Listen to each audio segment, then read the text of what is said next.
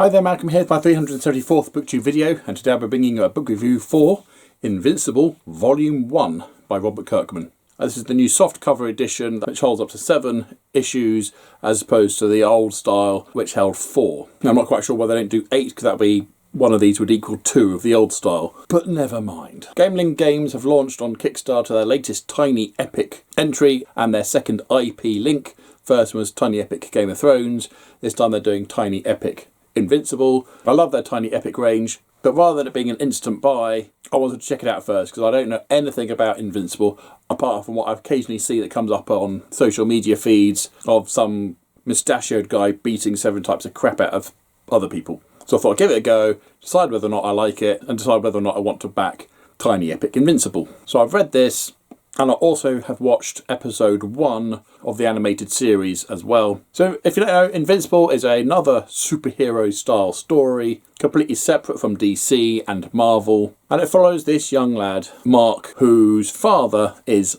Omni-Man, this story's equivalent of Superman. He can fly, he's really fast, he's pretty much indestructible, and he comes from another planet. And during the course of the first story, Mark develops his own superpowers, which are the same as his father's, albeit a lot weaker. That could be because he's only half alien, or it could be because he's still young and he hasn't developed them yet. So there's a certain element of Spider-Man origin story style, because he's at high school, so he's got that sort of thing. And then indeed there is a bully scenario in front of the lockers that we've seen with Spider-Man. And indeed there are a lot of homages to existing DC and Marvel superhero stories, but it basically sees Mark getting to grips with the fact that he now has these powers after so long of disappointment of not having them, and trying to become his own superhero. And he eventually picks the name Invincible. Oh, what a great way to introduce yourself. Hi, I'm Invincible, which is an awesome name and a great description. And he very quickly falls in with a group of other young superheroes and a young Avengers style gang, and they try and stop crime and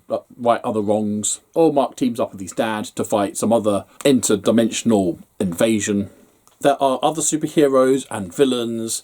There are the Guardians of the Globe, which is an interesting eclectic mix of characters that could be from the DC or Marvel universes. I mean, Darkwing, for example, is about as close to being Batman without being Batman as you can get. What with the gadgets and everything. There's Red Rush, who's basically the Flash. War Woman, who's totally not Wonder Woman. You've got an Aquaman, who's actually more fish than not, amongst others. Actually, they do come across a more Justice League than Avengers. There's even a villain who's totally not Vulture.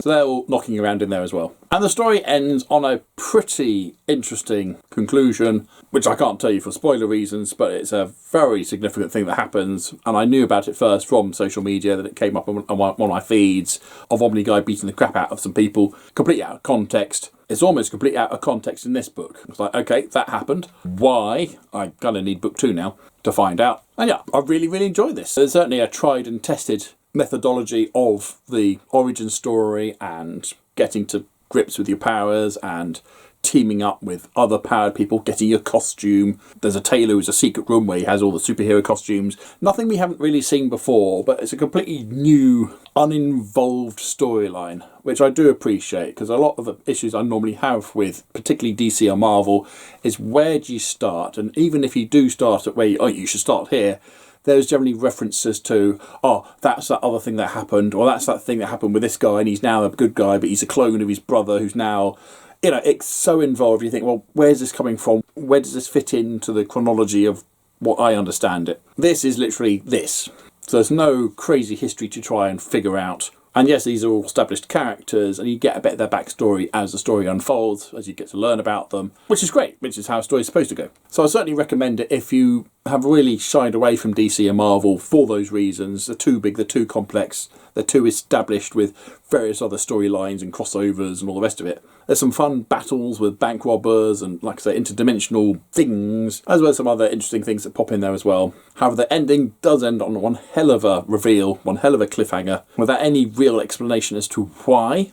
And I would say this is booktastic. Really, really enjoyed it. I was left wanting with the artwork a bit. It was absolutely fine. You can clearly see who was who, but Omni-Man's moustache sometimes just looks like a black bar across his lip. And what's great with Robert Kirkman's stories, he's not afraid to just use images to tell a story. He did it with The Walking Dead, particularly in the first issue with Rick Grimes coming to terms with his new world. And again, just a lot of repeated panels without anything going on, but at the same time being able to develop that character moment, develop that poignancy, or that joke in this one case. And he also uses it to create some great visuals as well. It's funny without being overly witty. It's got a lot of action without it becoming nonsensical. It's got lots of drama without it getting too slow. Like I say, I've also seen episode 1 of the series, the ending of which literally is exactly the same as the ending of volume 1. And although they do hit a lot of the same beats, there's a lot more going on in the TV show.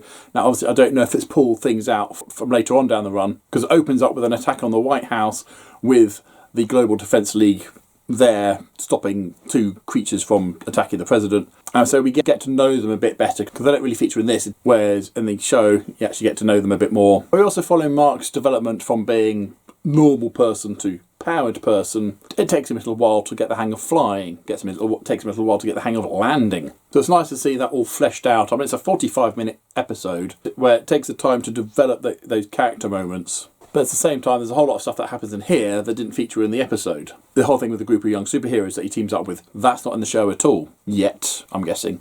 After I've watched episode 2 and risk spoiling volume 2, which I haven't got yet. And the thing that happens at the end of both is a lot more violent on screen. There's a lot more gore, there's a lot more blood. Whereas the violence in here was more stylistic and over within a couple of pages. But yeah, what I've seen of the show, I would highly recommend. It's got a great voice cast. You know, it has J.K. Simmons as Omni-Man. It has Stephen Yeun as Mark, or Invincible. Sandra Oh is his mum. Yeah, great stuff. So, have you read or seen Invincible? What did you think about it?